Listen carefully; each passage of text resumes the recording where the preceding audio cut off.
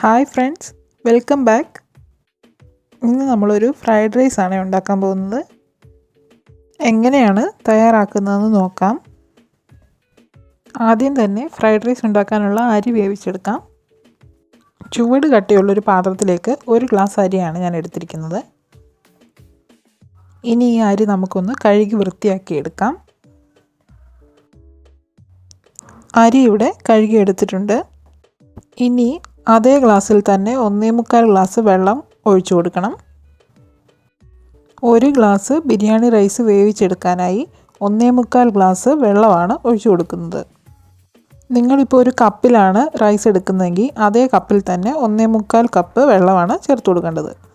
ഇനി ഈ റൈസ് ഒട്ടിപ്പിടിക്കാതിരിക്കാനായിട്ട് നമുക്കിതിലേക്ക് പകുതി നാരങ്ങയുടെ നീരും 1 ടീസ്പൂൺ വെളിച്ചെണ്ണയും ചേർത്ത് കൊടുക്കാം.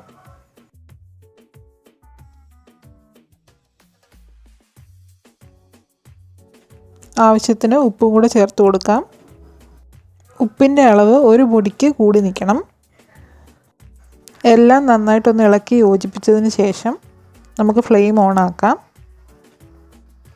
ചെറുതായിട്ടൊന്ന് തിളച്ച് വരുന്നിടം വരെ ഹൈ ഫ്ലെയിമിലും തിളച്ചതിന് ശേഷം അടച്ചു വെച്ച് ലോ ഫ്ലെയിമിലുമാണ് കുക്ക് ചെയ്യേണ്ടത്. ഇതിപ്പോൾ തിളച്ച് വരുന്നുണ്ട്, നമുക്ക് അടച്ചു വെക്കാം. പ്രത്യേകം ശ്രദ്ധിക്കണം, അരി കഴുകിയെടുക്കുമ്പം അരിയിൽ നിന്ന് വെള്ളം നന്നായിട്ട് വാർത്ത് കളയണം. അതുപോലെ തന്നെ 1 ഗ്ലാസ്സിന് 1.25 ഗ്ലാസ് വെള്ളം മാത്രമേ ഉപയോഗിക്കാവുള്ളൂ. അതിൽ കൂടുതൽ എടുത്തു കഴിഞ്ഞാൽ അരി വെന്ത് കുഴഞ്ഞു പോകും. ഏകദേശം ഒരു 10 മിനിറ്റ് നേരം ഇങ്ങനെ അടച്ചു വെച്ച് ലോ ഫ്ലെയിമിൽ വേവിച്ചെടുക്കണം. ഇടയ്ക്കിടയ്ക്ക് തുറന്ന് നോക്കരുത്, അതിൻ്റെ വേവ് കുറയും. അതുപോലെ അരിയിലേക്ക് വെള്ളം പിടിക്കാനും ഒക്കെ അത് കാരണമാകും. തീ കുറച്ച് വെക്കാൻ പ്രത്യേകം ശ്രദ്ധിക്കണം.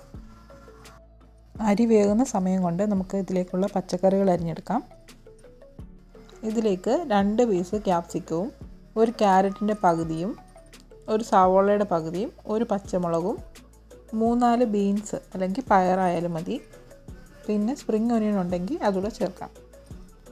ഇതുപോലെ ചെറുതായിട്ടെല്ലാം അരിഞ്ഞെടുക്കണം.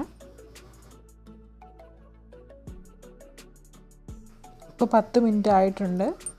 നമ്മുടെ റൈസൊക്കെ നന്നായിട്ട് വെന്ത് വന്നിട്ടുണ്ട്. അതിനകത്ത് വെള്ളമെല്ലാം വറ്റി. ഇനി ഇതൊരു പാത്രത്തിലേക്ക് ചൂടാറാനായിട്ട് മാറ്റാം.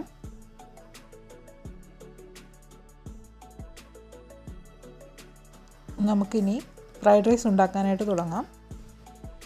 ഒരു പാനിലേക്ക് 1 ടേബിൾ സ്പൂൺ നല്ലെണ്ണ ചേർത്ത് കൊടുക്കാം. 1 ടേബിൾ സ്പൂണിൽ കൂടരുത്. അതിലേക്ക് 2 വെളുത്തുള്ളി ചതച്ചത് ചേർത്ത് കൊടുക്കണം. വെളുത്തുള്ളി ഇതിനകത്ത് കിടന്ന് മൂത്തിട്ട് നല്ലൊരു ഗോൾഡൻ കളറായി കിട്ടും. അപ്പോൾ നമ്മുടെ നല്ലെണ്ണയ്ക്ക് നല്ലൊരു ഫ്ലേവർ കിട്ടും. നല്ലെണ്ണ നന്നായിട്ട് ചൂടാകുമ്പം ആ നല്ലെണ്ണയുടെ ഒരു കുത്തുണ്ടല്ലോ, അതങ്ങ് പോയി കിട്ടുമേ.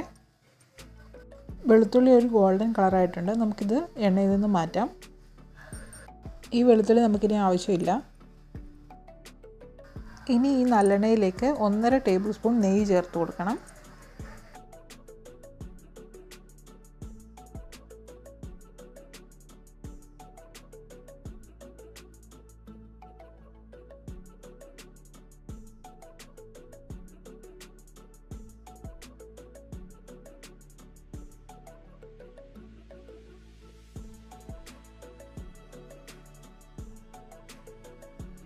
ഇനി നമ്മൾ കട്ട് ചെയ്ത് വെച്ചിരിക്കുന്ന വെജിറ്റബിൾസ് ഇതിലേക്ക് ചേർത്ത് കൊടുക്കാം.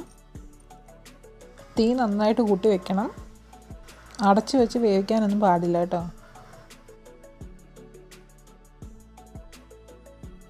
ഇതേപോലെ തുറന്ന് വെച്ച് നന്നായിട്ടൊന്ന് ഇളക്കി കൊടുക്കണം.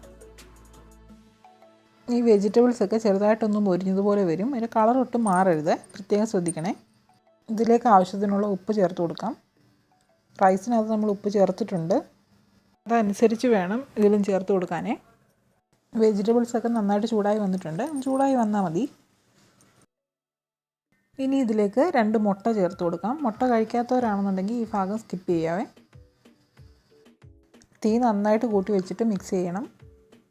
നെയ്യൊക്കെ ചേർത്തേക്കുന്നതുകൊണ്ട് ഈ മുട്ടയൊക്കെ നമുക്ക് നല്ലതായിട്ട് പൊടി പോലെ കിട്ടും. മുട്ടയൊക്കെ വെന്ത് നന്നായിട്ട് സെപ്പറേറ്റായി വന്നിട്ടുണ്ട്. ഇനി ഇതിലേക്ക് നമുക്ക് റൈസ് ചേർത്ത് കൊടുക്കാം. എല്ലാം നന്നായിട്ടൊന്ന് ഇളക്കി യോജിപ്പിച്ച് കൊടുക്കുക.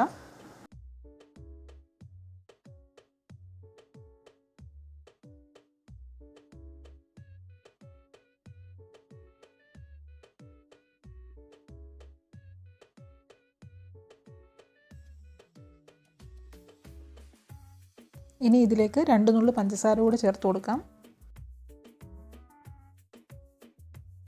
തീ നന്നായിട്ട് കൂട്ടി വെച്ചിട്ട് വേണം ഇങ്ങനെ ഇളക്കി കൊടുക്കാൻ. മൂടിയൊന്നും വെക്കാൻ പാടില്ല.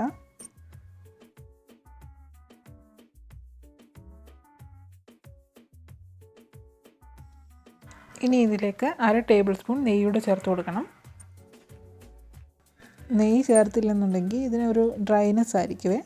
നമ്മൾ റെസ്റ്റോറൻറ്റിൽ നിന്നൊക്കെ കിട്ടുന്ന ഫ്രൈഡ് റൈസിന് നല്ലൊരു സോഫ്റ്റായിട്ടല്ലേ ഇരിക്കുന്നത്. നെയ്യ് ചേർക്കുന്നതുകൊണ്ട് സോഫ്റ്റായിട്ട് കിട്ടും. നമ്മളിതിലേക്ക് നല്ലെണ്ണ ചേർത്തതിൻ്റെ ഒരു പ്രത്യേക ടേസ്റ്റ് ഫ്രൈഡ് റൈസിനുണ്ടാവും. റൈസ് ഒട്ടും വെന്ത് പോകാതെ കറക്റ്റ് പാകത്തിന് ഇതുപോലെ എടുക്കണം. നമ്മുടെ റെസ്റ്റോറൻറ്റിലൊക്കെ കിട്ടുന്ന കേരള സ്റ്റൈൽ ഫ്രൈഡ് റൈസ് ഇവിടെ റെഡി ആയിട്ടുണ്ട്. റെസിപ്പി ഇഷ്ടമായെങ്കിൽ ലൈക്ക് ചെയ്ത് ഷെയർ ചെയ്യാനും സബ്സ്ക്രൈബ് ചെയ്യാനും മറക്കരുതേ. അടുത്ത റെസിപ്പിയുമായി വീണ്ടും കാണാം. Thanks for watching.